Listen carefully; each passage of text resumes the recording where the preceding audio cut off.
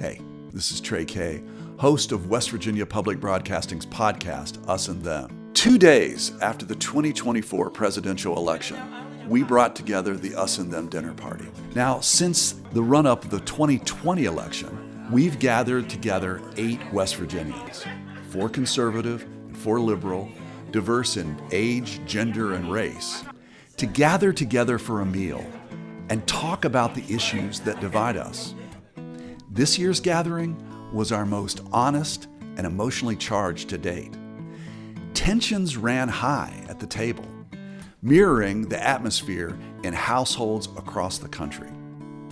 The emotions were still raw from the election, and we asked our guests to speak their minds. Years ago, a man I know in Texas, he's a conservative Christian, and he said to me, he goes, "Trey, you know why I like President Trump?" He says, "Do I like the fact that he has had illicit relationships with porn stars? No. Do I like the way he talks? No. Do I like, he lists all of the things that are the things about Trump that are disagreeable, that are confrontative. He couldn't stand the tweets, all of that stuff. But what he said was, the reason I like him is because we on the conservative side, and in particular the conservative Christian side, that we have not had somebody who could fight the culture wars like he has, and has been so effective." And I feel like when I think of that, in what you're saying, is that, okay, we have an effective culture warrior, but why do we consider calling ourselves conservative? Right.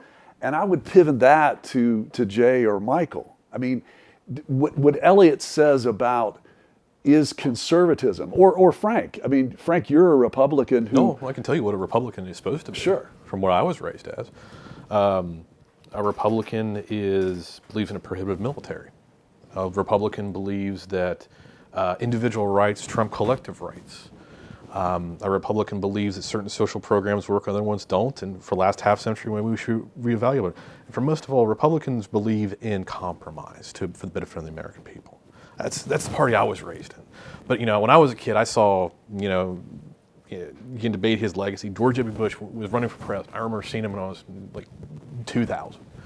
But that's what I was taught. I'll never forget growing up, because I grew up in an Italian, Irish, Roman Catholic household. I consider myself a Catholic. I'll never forget that down the road from us, a lesbian couple moved in. And my parents told me that is their individual right to live and let live. They are doing what they're supposed to do. These are people that are conservative, that are Catholics. And for me, growing up, I always thought that okay, the individual, and this is America, this is individual freedom has to exist here, no matter what. And the more that this MAGA movement has come into, it's been like, loop-de-loops with this stuff. It's not, after the election, I went back and read Project 2025, and there's a section in there to expand the Navy, to add 50,000 troops. For what? What are you invading if you're going to stop all the wars? You think about like women's reproductive rights, individual freedom. It's a violation of that individual freedom. But generally speaking, you're talking about the principles that you grew up with the Republican Party, and that in many ways you're feeling as though that's really not what it's about now. It's about winning. It's about winning at any cost. Everybody that I worked, in the Florida Republican Party, I knocked on doors for Jeb Bush. The governor to this day wouldn't have done this. I mean, and I remember like when Trump was nominated, everyone thought it was a joke, in 2016. Everyone was like, oh, you're going to nominate this guy. My mentor down there said he left the party over it. And You say he left the party? Yeah, helping getting Democrats elected in Miami-Dade now.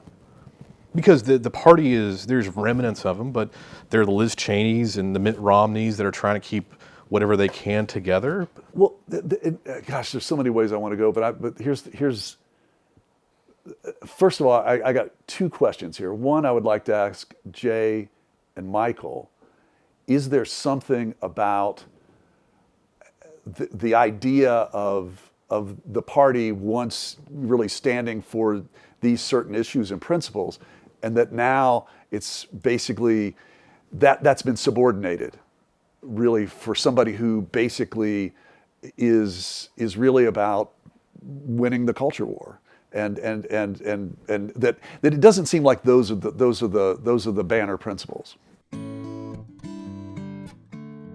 Hey, thanks for listening to this. We who've been working on the Us and Them project for the past decade believe that division and polarization in America is the issue of our times. We're here to wrap our arms and our minds around this challenge.